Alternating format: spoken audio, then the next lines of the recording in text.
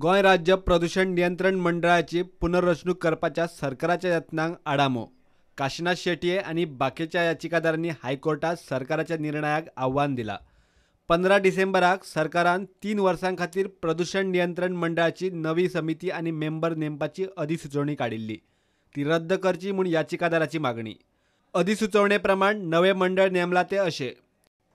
अधिसुचोवणे प्रमाण नवे मंडळ अशे।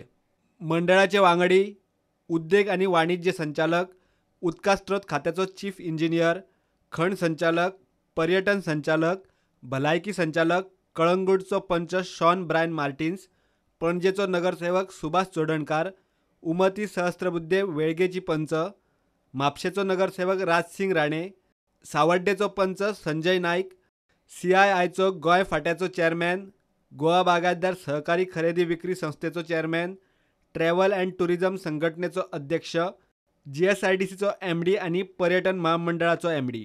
सध्याचो मेंबर सेक्रेटरीज फुडल्या अधिसुचोवणे मेरेन पदार उरतलो। सरकारान ह्या पोस्टां खातीर जायरात दिल्ली। पोस्टांक कांय अटी घाल्ल्यो। प्रदूषण नियंत्रण मंडळाचो चेअरमॅन, वांगडी सचिव आणि वांगड्यांच्यो नेमणुको जायरातींतल्या पात्रता अटींक धरून ना। नेमणुको सुप्रीम कोर्टात घालून दिल्ल्या निकशातूय बसनात म्हूण याचिकादारान हायकोर्टाक सांगला। Some 6-7 NGOs and we 8-9 people have filed a PIL on Goa Pollution Control Board because they all members are disqualified. Now they had asked for 15 years residence certificate, which the chairman does not have. He is staying in Mumbai for past 20 years. Still he has got a residence certificate of before those 20 years. So we are saying that if you want, you could have asked full India.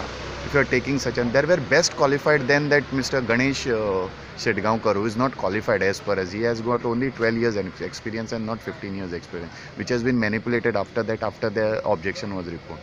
Even the residence certificate we say is forged because the last 15 years residence certificate he doesn't have. Okay, the members which were to be high, he does not have a law degree also, environmental law, which other candidates have. हायकोर्टान सगळ्या पक्षकारांक नोटीशी धाडून केस 15 जानेर मेरेन फुडें धुकल्ल्या। In Supreme Court's decision in Tegi Tara, it was said that you should get the best of candidate and with all the qualification, which has not been. We are asking to follow that Supreme Court decision. So we had gone to the Honorable Court today. They have issued notices to all. They have to file their reply by 11th and we have to file our rejoinder by 15th and the matter is kept on to 15th January. प्रुडंटा खातीर senior reporter Mukesh Kumar.